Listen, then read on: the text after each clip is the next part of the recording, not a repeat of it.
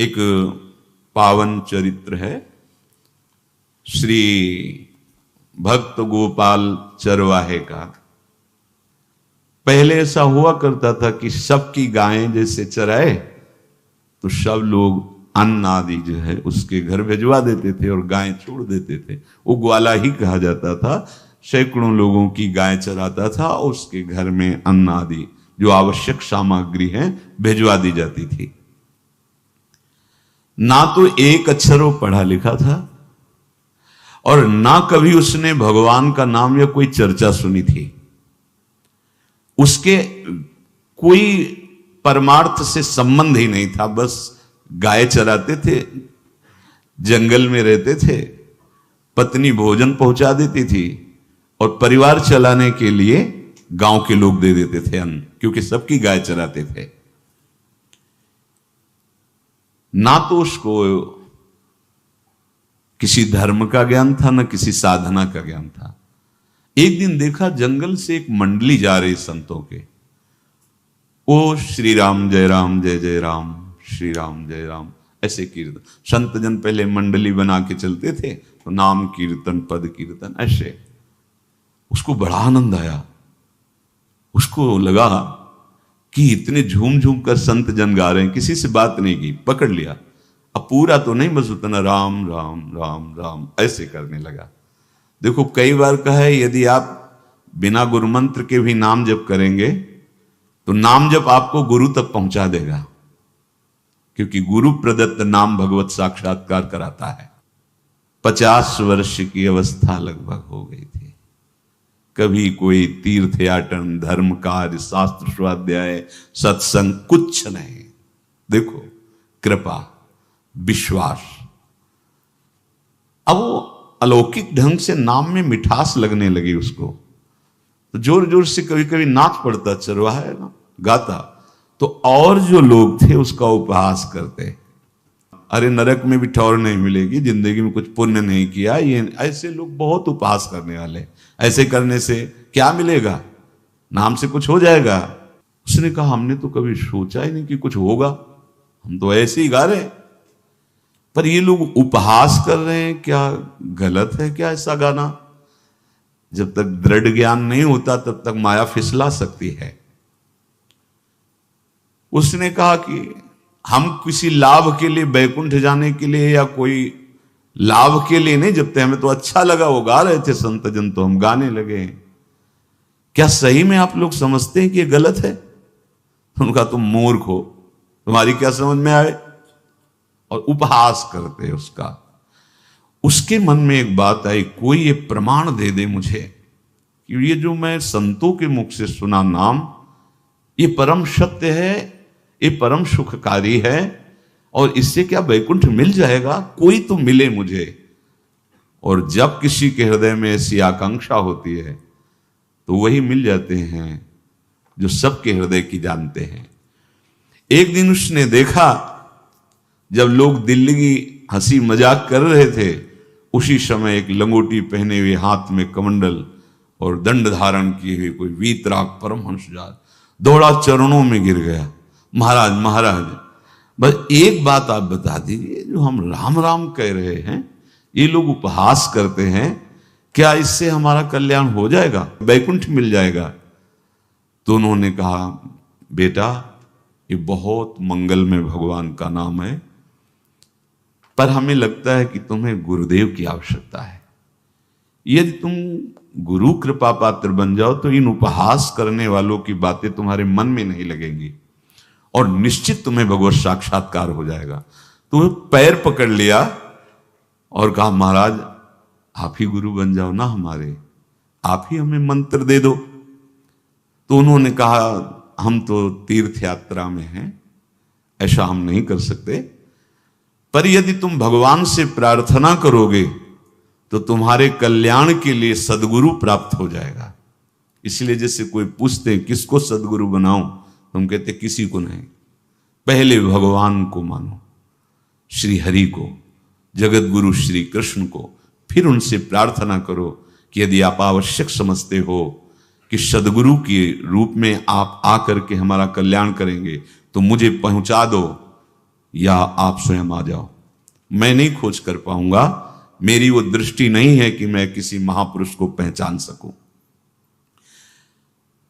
मैं तुमसे सत्य कहता हूं, सदगुरु की जो शरण में हो गया तो उसके जीवन नौका की डांट सदगुरु अपने हाथ में ले लेते हैं। फिर उसको कोई भय, कोई उपहास, कोई लज्जा नहीं सताती।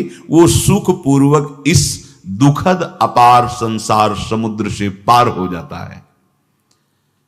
पर बेटा, तेरे ऊपर भगवान की बड़ी कृपा है, क्योंकि तू संतों को मानता है। तू मेरी बात पर विश्वास कर ले, अंदर से तू एकांत में रो, तुझे सदगुरु मिल जाएंगे। अब ऐसा कहकर वो अपने राह में चले तीर्थ यात्रा के लिए। अब वो खोजता, एकांत में बैठकर देखता। कभी कभी वो पेड़ पे चढ़ जाता कि कोई संत तो नहीं आ रहे हैं। अब उसके लिए वहां भोजन पहुंच जाता, पाता, गाय देखता और बस खोज करता कि सदगुरु आ जाए, सदगुरु आ जाए। बहुत समय व्यतीत हुआ, पर उसका विश्वास नहीं टूटा कि संत ने कहा था कि तुम भावना करो कि सदगुरु आ जाएंगे। भगवान सदगुरु बन करके आ गए। वही है सदगुरु। देखा सामने से बड़े तेजस्वी महात्मा बड़े तीव्र गति से आ रहे हैं। वो दौड़ा, गुरुदेव गुरुदेव, चरणों में लौट गया। चरणों में जे ही गिरा तो एक बिजली सी दौड़ी उसके हृदय में। अब बात बन गई, गुरु मिल गए। वो खड़े हो गए। देखते ही सात्विक भाव उत्पन्न हो रहा है, आंसू निकलने लगे। देखते ही मन में आया कि जो संत कह रहे थे सदगुरु मिल जाएंगे, यही हमारे सदगुरु हैं। हृदय में उत्साह, आतुर आवाज, प्रभु मुझे भवसागर से पार करने वाला गुरु मंत्र दे दो। ऐसे थोड़ी दीक्षा दी जाती कि गली चलते दी जाए। दूंगा, जा पहले स्नान करके आ, फिर एकांत स्थान में बैठेंगे, फिर तेरे को उपदेश देंगे। बोला महाराज, मैं जंगली आदमी हूं, गाय चराता हूं, हमारा घर बार से कोई आना जाना नहीं, यही भोजन आ जाता है। संत ने कहा अच्छा स्नान करो। स्नान करके आए। एक पेड़ के नीचे, भाई मैं तुझे कुछ नियम दूंगा, कुछ शर्त। तो महाराज गंवार आदमी है, ना हम आपका कोई नियम पालन कर पाएंगे, ना कोई व्रत पालन कर पाएंगे, ना कोई साधना कर पाएंगे। आप देख लो हमारी हालत। 50 साल का हूं, पढ़ा लिखा बिल्कुल नहीं, कोई धर्म कर्म नहीं जानता, गाय चराता हूं। मुझसे बहुत बातें नहीं सदेंगी। अगर एक कोई बात बता दो तो प्रण करता हूं जिंदगी में प्राण त्याग सकता हूं, पर एक बात, कोई एक नियम कोई दे दो। हमें बहुत नियम तो नहीं समझ में आएंगे, एक कोई बात बता दो कि ऐसा कर लेना और मंत्र जपना, तो हम प्राण त्याग सकते, पर आपकी आज्ञा उल्लंघन। पर बहुत हम बातें नहीं मान पाएंगे क्योंकि हमारे इतना ज्ञान नहीं है। गोपाल के वचन सुन करके बहुत प्रसन्न हुए संत भगवान। एक नियम तुझे देता हूं, हमारे आराध्य देव श्री कृष्ण हैं, गोविंद हैं। आज से तुम्हारे आराध्य देव गोविंद हुए, हां श्री कृष्ण हुए। बिना उनको पवाए तुम्हें पाना नहीं है, बस यही तुम्हारे लिए नियम है। तुम्हारे पास जो आवे, सूखी रोटी, दूध, छाछ, जो भी, बिना उनको पवाए पाना नहीं है। सीधा सरल आदमी। गुरुदेव प्राण चाहे चले जाएं, बिना उनको पवाए आज के बाद कभी जिह्वा पे कुछ नहीं जाएगा। ऐसा गुरुजन आदेश करते हैं वैष्णव मार्ग के पथिकों को कि जल भी बिना अर्पित किए मत पियो। अगर आप बिना अर्पित किए पीते हैं तो आपकी बुद्धि में इष्ट देव के प्रति ममत्व तो नहीं आ पाएगा, नहीं आ पाएगा। अब तो गोपाल नाच पड़ा कि गुरु मिल गए, गुरु मंत्र मिल गए और इष्ट का पहचान मिल गई। उसी समय घर से भोजन आया, वही कभी चटनी रोटी, ऐसे ही बैठा एकांत वृक्ष के नीचे। आओ गोविंद, भोग पाओ। अब गोपाल विचार में लगा कि आ तो रहे हैं ही नहीं, और गुरुजी ने कहा बिना पवाए पाना नहीं। पूरा दिन व्यतीत हो गया। गुरुजी कह रहे थे घट घट में विराजमान भगवान है तो कहीं से भी प्रकट हो सकते हैं, तो अंदर मंत्र जपता हो, कहता आओ भगवान, पाओ आके, नहीं आए। महाराज हमारे गुरुदेव ने आपका ध्यान जो बताया था वैसे ही आओ, आप पाओ आकर के। रात्रि हो गई, देखा पर वो नहीं आए, तो भोजन उठाया, गाय को पवा दिया। तो बहुत सी गायें थी, भूखा रह गया। दूसरे दिन फिर भोजन आया, एक पत्ता टोरा, जल से छिड़का पत्ते में और भोजन रखा। भगवान को फिर पुकारा, आओ प्रभु। गुरुदेव ने आज्ञा की, बिना आपको पवाए हम अपनी जबान में नहीं रख सकते। शाम हो गई, रात्रि हो गई, फिर गौ को दे दिया, नहीं पाया।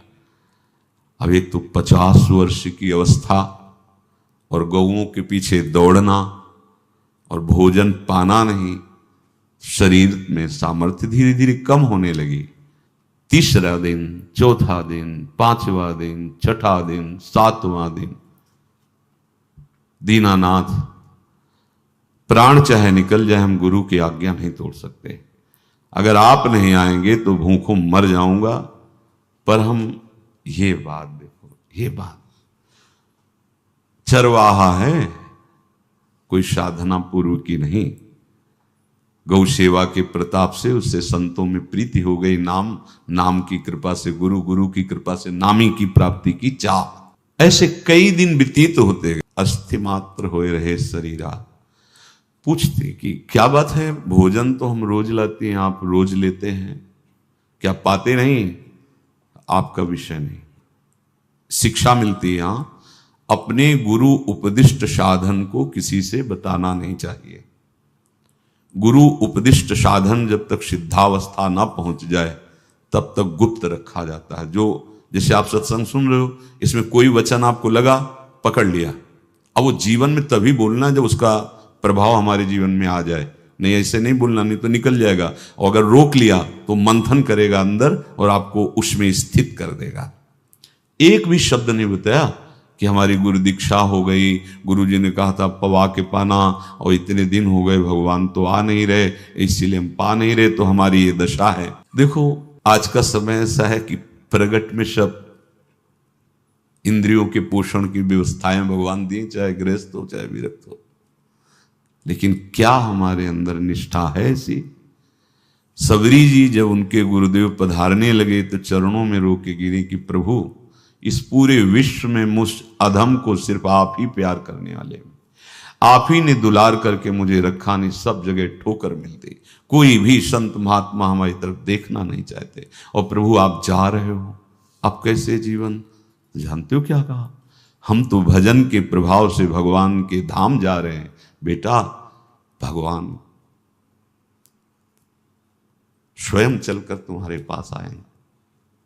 सबरी जी बहुत वर्षों तक कभी गुरु के वचनों पर अविश्वास नहीं हुआ, क्यों कहते थे भगवान आएंगे, रोज पावड़े डालती हूँ, सोहनी लगा के जल छिड़कती हूँ, रोज लगता है फुसला तो नहीं दिया गुरु जी ने?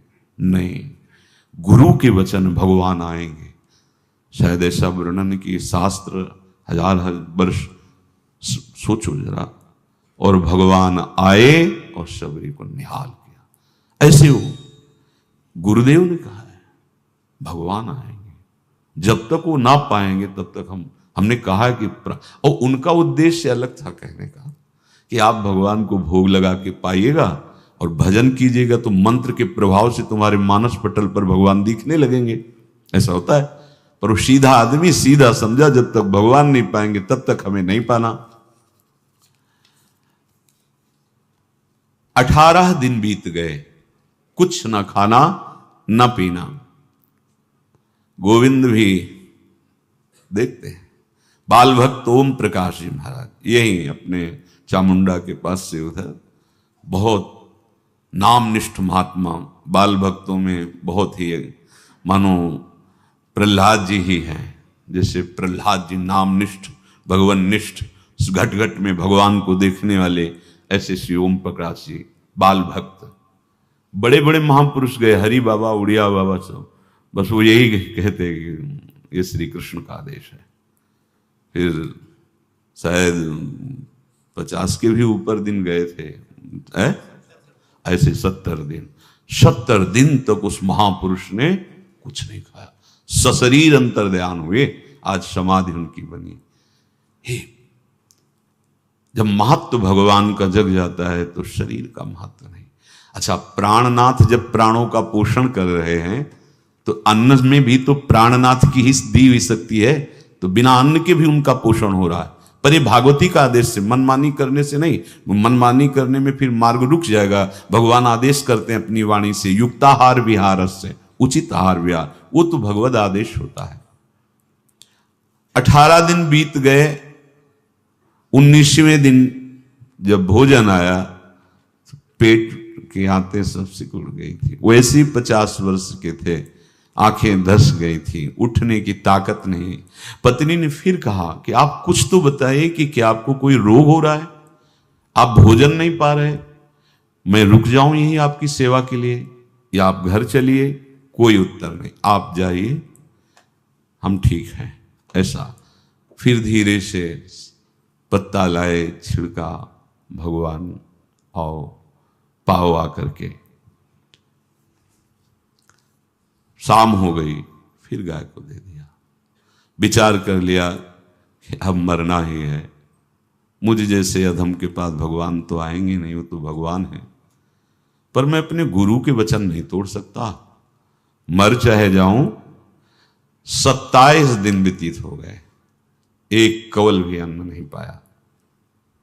न चलने की शक्ति थी, न पत्ता लाने की शक्ति थी, न जल छिड़कने की शक्ति थी। जिस पात्र में भोजन लाई थी, लेटे ही लेटे खोला और कहा, प्रभु मुझे पता है आप इस शरीर से नहीं मिलोगे, पर आप जान लो मैं अपने गुरु की आज्ञा का उल्लंघन नहीं करूंगा। ये मतलब जितने महान हुए हैं सब निष्ठाओं में निष्ठावान हुए हैं, अपने लोग फिसड्डी हैं। जरा सा कोई दुख, जरा सा कोई सुख, फिसल जाते हैं।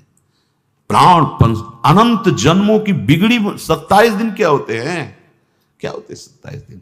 अनंत जन्मों का जमा कूड़ा करकट भगवान साफ कर रहे हैं। ये जो तन्मयता, गुरु निष्ठा, जो प्राण भूख से व्याकुल, सब भस्म हो रहे हैं पाप अनंत जन्मों के। अनंत जन्मों, जैसे हम सोचे कि भगवान इतने निर्दयी कैसे हैं? नहीं निर्दयी, आत्मा को कुछ फर्क नहीं पड़ता। और शरीर ने जो किए हैं जन्म जन्मांतरों के, वो निष्ठा के कारण दुख नहीं पहुंचेगा। निष्ठावान को दुख नहीं पहुंचता, वो आपको दिखाई देगा दूर से, उसको दुख नहीं पहुंचता, क्योंकि निष्ठा का कवच है, वो कभी कोई भेद नहीं सकता। किसी भी माया के यंत्र में ताकत नहीं कि निष्ठा को भेद सके, उसी को निष्ठा कहते हैं, नहीं भेद पाई। 27वां दिन है, पति की दशा देख करके कहा, स्वामी अब तो आप कहोगे भी तो मैं नहीं जाऊंगी, अब आपकी दशा, इशारे से कहा आज भर चली जा, क्योंकि उसको लग रहा था आज प्राण निकल जाएंगे। आज भर चली जा, फिर कल से जैसी तेरी आज चली जा। इशारे से, बोलने की भी सामर्थ्य नहीं थी। गोपाल के आंसुओं की धारा चल रही, पड़े पड़े धीरे से खोला जो भोग है, और अंतस्थल, आज बोल भी नहीं पा रहे, अंतस्थल से कह रहे, प्रभु अब चाहे आके पालो या लिवा जाके पवा देना, देख लो आप, आखिरी है, आके पालो या लिवा जाना और अपने यहां पवाना, क्योंकि हमारे यहां तो पाए नहीं आप। बड़े प्रेम से अंदर से आवाज आई, गोपाल। आंख खुली, क्योंकि बोलने की हिम्मत ने, ये अंदर से प्रार्थना की थी, गोपाल वो अमृतमय। गुरुदेव ने कहा था कि उनकी वाणी से अमृत बरसता है। एकदम आंख खुला, देखा वही पीतांबर, वैसे ही मोर मुकुट, वही मुरली, वही करधनी, वैसे नूपुर, वैसे ललित त्रिभंगी। गुरुदेव ने जैसा वर्णन किया था वैसा ही सुंदर रूप गोपाल के सामने। प्रभु मुखमंडल की मनोहरता देखकर निहाल हो गए। ए निहाल कर देंगे, थोड़ी पीड़ा सहना सीखो। सहत सहत बाढ़े भगति, ग्रह तन गुरु हितगार, ग्रह तन गुरु हितगार, हार अपनी करिमा। सेवक जी कह रहे हैं, देखो गृह तन गुरु हित गार हार अपनी कर, तन मन प्राण गुरु वचनों पर न्यौछावर, जो भी सहना पड़े सहूंगा। मिल गए प्रभु, प्रभु दूर नहीं है। प्रिया प्रीतम बहुत कृपालु हैं। मानो करोड़ करोड़ काम की सौंदर्यता को हे करते हुए प्रभु के लावण्य का प्रकाश हो रहा है। मनहारिणी मुरली, जैसे कहा था अधरों में वैसे अधरों में विराजमान। अच्छा, खास बात ये, ना कोई गाय देख पा रहे, नहीं कोई और चरवाहा देख पा रहा है। ये भगवान, जैसे इस सभा में किसी से बात करें भगवान, किसी से मिले तो पास बैठा व्यक्ति भी नहीं देख पाएगा, ना जान पाएगा, क्योंकि प्राकृतिक इंद्रियां, प्राकृतिक शरीर, और वो चिदानंद में, वो तो जिसको दर्शन देंगे तो पहले दृष्टि प्रदान करते हैं। भगवान जिससे मिलते हैं पहले दृष्टि प्रदान करते हैं, तो गुरु रूप से दृष्टि प्रदान। ये जो अंतर में पुकारा ना, वो अंतर दृष्टि खुल गई, सामने देखा। इतना सुंदर विश्व मोहिनी भगवान श्री हरि का ललित त्रिभंगी रूप कि गोपाल की आंखें नहीं टिकी। इतना सुंदर रूप, आंखें भगवान के तेज के आगे बंद हो गई। जो भी बंद हुई तो देखा मानस पटल पर वैसे ही ललित त्रिभंगी। फिर खोला, देखा सामने भगवान मुस्कुराए, सामर्थ्य प्रदान की। देखो अर्जुन के साथ ही तो खेलते हैं भगवान सखा भाव से, रथाक रहे हैं, लेकिन भगवान का विराट स्वरूप देखने की सामर्थ्य अर्जुन में थी क्या? दिव्य दृष्टि प्रदान की। फिर भी कांप रहे थे अर्जुन जी भगवान की दिव्य दृष्टि संपन्न नेत्रों से उस विराट महिमा को देखकर कांप रहे थे अर्जुन। ये तो माधुर्य रूप प्रभु का है। उसने मानो इशारा किया प्रभु को कि हमारी सामर्थ्य में शकील कर आ जाऊं, नजदीक आप आ जाओ। आ गए, अपना माथा प्रभु के चरणों में रखा, आंसुओं से भगवान के चरणों का प्रक्षालन कर रहा है। देखो गांव का गाय चराने वाला ग्वारा, जिसको कोई धर्म कर्म का ज्ञान नहीं, कोई भक्ति का ज्ञान नहीं, कोई शास्त्र का ज्ञान नहीं, भगवान ने फिर उसको उठाया और अपने हृदय से, ज्यों हृदय से लगाया, हष्ट पुष्ट स्वस्थ सब, अंतर बाहर पूर्ण, कोई पीड़ा नहीं, कोई दुख नहीं, बिल्कुल तेजस्वी स्वरूप। भगवान की स्पर्श की महान सामर्थ्य है। बाली ने बहुत मारा ना सुग्रीव को, तो कर प्रसाद सुग्रीव शरीरा, जे इस पर सारी पीड़ा गई। भगवान अमृत सावी है, भगवान दिव्य चिदानंद भाव देने वाले हैं। अब तो सुरमुनि वांछित प्रभु की छाती से लपटा हुआ है। ये ऐसा ना सोचो कि ये कहानियां हैं, ऐसा नहीं। ये सत्य विषय आप भी प्राप्त कर सकते हैं, इसी के लिए रोज सत्संग होता है। जब वो भगवान से लिपट कर छाती में अश्रु की बूंदे, तो भगवान ये था माम प्रपद्यन्ते, भगवान की अश्रु बूंदों से गोपाल का अभिषेक हो रहा है। मानो सुदामा मिलन हो रहा है जैसे। भगवान को दैन्य बहुत प्रिय है। तभी भाई जी महाराज कहते हैं एक पद में कि बुद्धिहीन बना दो हे भगवान, हमें बुद्धिहीन बना दो। ये जो बहुत बुद्धि चलती है ना, इसके लिए दौड़ भाग है। नहीं, सीधे प्रभु हमारे हैं, हम प्रभु के हैं। नाम जप आश्रय भगवत प्राप्ति निश्चित।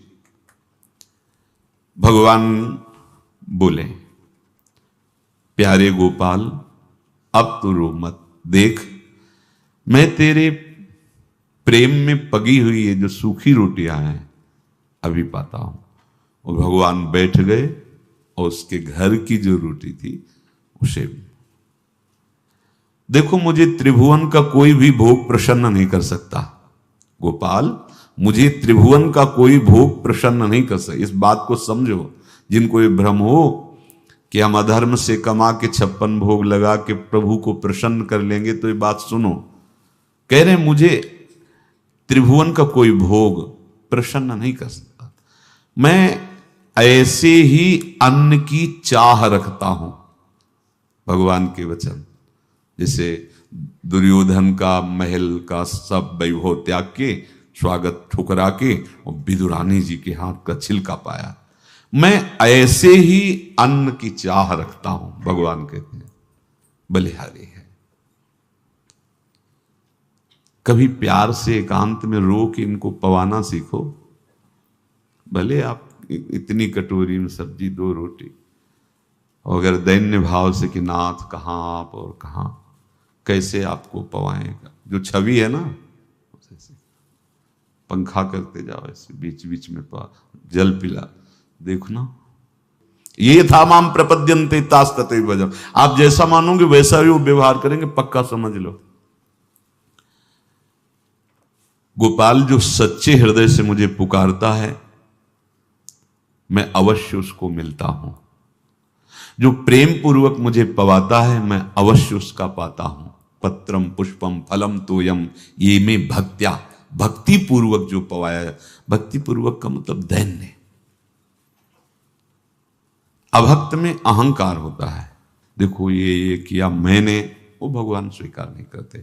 वो आपका शुभ कर्म बन सकता है, अब वो भी धर्म से कमाई की है तो, पर भगवान की प्रसन्नता का हेतु होगा दैन्य। जहां भी देखो, हमारे स्वामी को जहां भी देखो दैन्य में बिके हुए पाए गए, दैन्य में। और ये दैन्य किसी बाजार में नहीं मिलती, ये दैन्यता बनावटी नहीं होती, ये वस्तुता हृदय की होती, भगवत प्रदत्त ही होती है। पर जो संत सदगुरुदेव की आज्ञा का अक्षरशः पालन करे तो इस दैन्य का निश्चित प्रादुर्भाव हो जाएगा, अहंकार गलित हो जाएगा। वत्स, मैं किसी भी वस्तु का कभी भूखा नहीं हूं। मानो गोपाल के बहाने से हमको समझा रहे हैं, क्या चाहिए भगवान को, क्या चाहिए? कुछ भी कर लो, माना कि तुम तात्कालिक वर्तमान दुख को मिटा सकते हो, तात्कालिक, लेकिन संपूर्ण दुखों को मिटाने के लिए हरिनाम गरज रहा है, राधा नाम गरज रहा है। आपसे प्रार्थना है, समझो इस बात को। कलयुग केवल नाम आधारा। देखो, सुन के राम राम शुरू किया, मिल गए सिद्ध सदगुरुदेव, दे दिया मंत्र, बता दी निष्ठा, और मिल गए भगवान। और भगवान कह रहे हैं, अब तेरे जीवन में कभी दुख का लेस नहीं रहेगा, तू अब घर जा, अब किसी की गाय चराने की जरूरत नहीं है, कुल परंपरागत तेरे लक्ष्मी बढ़ती रहेगी, तुझे कुछ करने की जरूरत नहीं। देखो, बड़े बड़े सोने के पहाड़ किसी सुनार ने बनाए क्या? प्रभु ने तो बनाया। भगवान हंसते हंसते समझ ही नहीं पाए और अंतर्धान हो गए। अभी गोपाल कुछ अपने मन भर के देख नहीं पाया था, कह नहीं पाया था, भगवान अंतर्धान हो गए। अब तो चिल्ला चिल्ला के रोने लगा और विवश होके आंख मूंदी तो देखा उसके मानस पटल पर छाए। अब तो राजी हो गया कि ये मेरे प्रभु ऐसी जगह विराजमान हो गए, कोई देख नहीं पाएगा, हम रोज बात करेंगे, रोज दर्शन करेंगे। नारायण या गौर श्याम को हृदय निकुंज बसइए। तो इसलिए धैर्य धारण करके, कितना भी कष्ट हो, अब पीछे मत हटो, फिसलो मत। माया अपने पार्षदों को भेजेगी। प्रभु का चिंतन छूटे वो कुछ भी स्वीकार नहीं। प्रभु का चिंतन होते हुए जो हो रहा है उनका सृष्टि का कार्य है, जो जो जिसको सेवा दी हो रहा है। हमारा प्रभु का आश्रय अगर बदला किसी व्यक्ति का आश्रय या किसी अन्य का आश्रय, बहुत घाटा हो जाएगा। अपने इस मन को देखते रहिए कि प्रभु को प्रथम नंबर में रखता है या द्वितीय नंबर में। हमें तो लगता है हो सकता है चौथे पांचवें नंबर पे रखता हो।